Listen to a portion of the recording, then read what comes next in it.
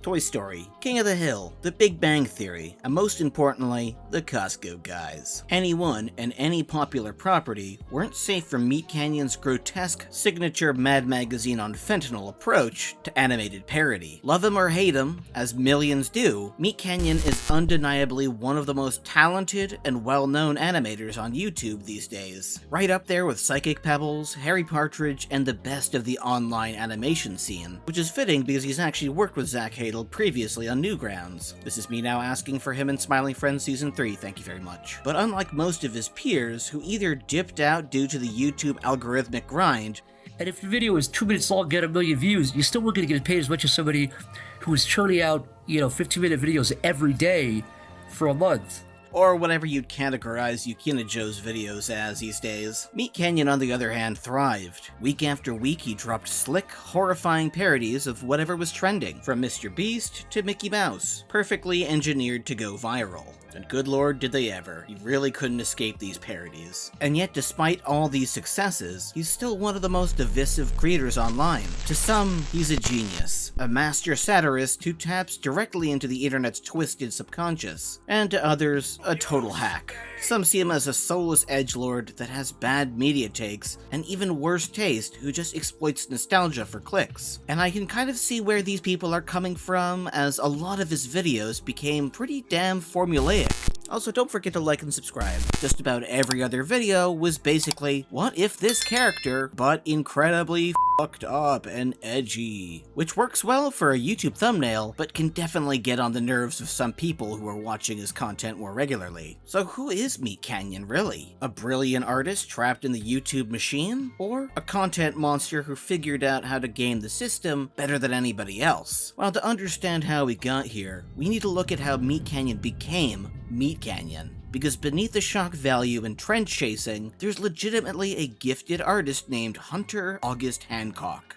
Someone who knows how to draw fear, disgust, and comedy all in the same frame. And whatever you'd categorize this as, Jesus f***ing Christ. Early on, his channel was raw and weird, but it had a clear vision. Long before the viral fame, he was already making parodies of popular animated series and films he loved, not just chasing trends, just animating whatever he found funny at the time. Of course, this would change with his Revenge of the Sith parody. That video exploded and brought a wave of new viewers with it. He'd found his niche, the dream scenario for any YouTuber. Over time, his parodies kept the momentum going, but he never completely abandoned his own ideas. Stuff like the Day Drinking series, or later Melvin, were clear indications that he still wanted to just have fun and do what he wanted to do best, which was telling stories. But you could still tell, MeatCanyon was clearly trying to recapture the same viral lightning again, and there's no better example of this than Hard to Convince Anakin Skywalker 2. He knew the first episode popped off, and he wanted that success back. That was the turning point, the moment he gained millions of fans, much more views than his previous videos, and his ones he made just for fun. But with this, he started to lose a little bit of his creative freedom in the process, and god did the internet love this. While it's definitely debatable whether or not his cartoons aren't just edgy for the sake of edgy, they certainly were incredibly specific, almost tapping into that same media space of public access horror remakes of popular children's cartoons like Winnie the Pooh, Blood and Honey. They made for excellent member-berry clickbaits and creative visual ideas. They practically screamed at the viewer, "Click me." Obnoxiously colorful and grotesque. Basically the fucked up adult version of Spider-Man and Elsa videos. A lot of his work tapped into the uncanny space between childhood nostalgia and online obsession. It made you laugh, cringe, and feel incredibly uncomfortable all at once. Which of course, just like the Winnie the Pooh Blood and Honey trailers, made people pretty angry at times. And essentially somebody that many people claimed ruined their childhoods for ever daring making an edgy parody of them. And yet, despite all this hate, week after week, MeatCanyon churned out animations of whatever was viral, a popular YouTuber, a cartoon from your childhood, or a living meme. And every once in a while, you'd get something different, something clearly of his own creation, like Melvin, the kind of content that didn't pull views, but clearly came from a place of passion. The problem? That stuff became much rarer as time went on. Over time, his viewers started noticing a pattern, a formula, and while the animation was still technically impressive, it started to feel far more cynical, like he wasn't making videos because he wanted to, but because he had to. Some of the backlash was fair, some of it wasn't. When he made a parody of Taylor Swift, her fan base came down on him like a sledgehammer, a completely disproportionate response to what was, in the grand scheme of things, for his content, a pretty tame joke, and yet he'd received multiple death threats and constant harassment online due to this. In time, eventually the pressure got to him. He uploaded a now unlisted video titled Goodbye for Now, featuring a grim image of himself in a tomb. In the video, he admitted what many fans and critics were already thinking. The guy was burnt out,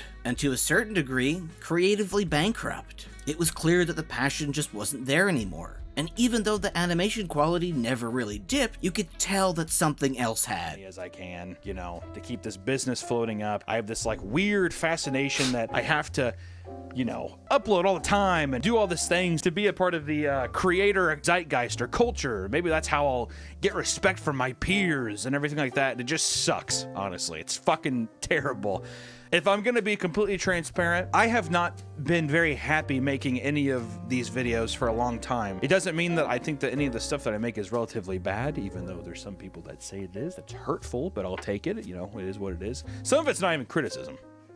All right, some of it's just downright mean. So Hunter did what everybody on YouTube does. He pivoted. He took a step back and focused more on his second channel, Papameat, a space where he could drop the stylus, appear on camera, and let his absolutely crack team of editors carry the comedy with rapid-fire succession. In other words, Zoomer ADHD editing. Personally, this is where I'd actually been watching more of his content, as I felt that he was much more authentic there, and it felt far less like he was just churning things out just for the sake of making content to make views. It was looser, more memey. Think Elvis the Alien, but with a little more creative energy in the edits. Meanwhile, animation returned on his main channel. Same edgy parodies, same algorithm-safe formulas, but now paired with weekly Papameat uploads. Due to the nature of the videos becoming more frequent, they became a lot more topical, and the thumbnails themselves began to look like AI-generated slop, despite the creators actually saying that they only use a very minimum amount of AI, primarily just for the background.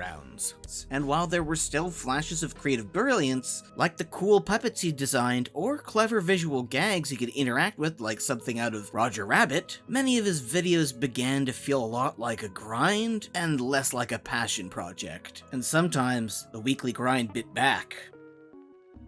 One of Papameat's biggest controversies came when he took aim at one of the internet's most cursed corners, the lolly community. But more specifically, he was speaking about how they give the anime community a bad rep. All the usual suspects came around to come and clap back at Hunter. YouTubers like Rev Says Desu accused him of hypocrisy. But here's the thing, while MeatCanyon's work is definitely edgy, in fact, I'd say probably a little too gross for me at this point, it's not even remotely in the same ballpark as lolly art, even if people like Rev Says Desu wants to claim that everything he's done is basically no different from a Shadman porno. But at the end of the day, despite how bad taste and disgusting it might be at times, they're almost no different from what you'd see on Family Guy, and that's been airing for years. Nice panty shot from time to time.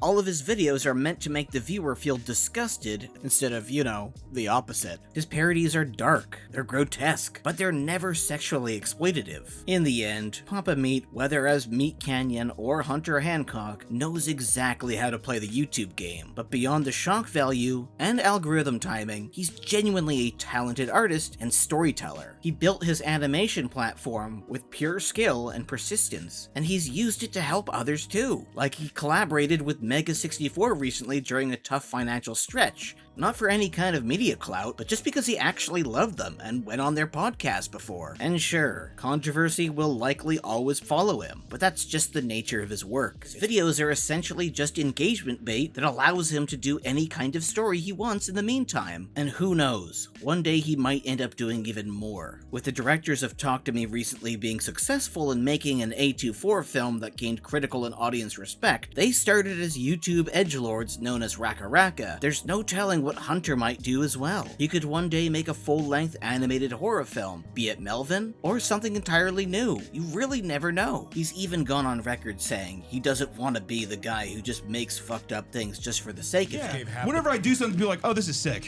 whatever. And it's not just like, you know, Rugrats, but oh, it's fucking like weird, you know, like I don't want to do that forever. I did it for a while, it's fun, you know, whatever, but I'm like, I want to like do some other shit, whatever. He wants to tell genuine stories, to make people laugh, squirm, and think, sometimes all at once. And in a space where most creators either burn out or sell out, MeatCanyon somehow manages to do both, and still remain interesting. Thanks for watching, guys, and I'll see you next week.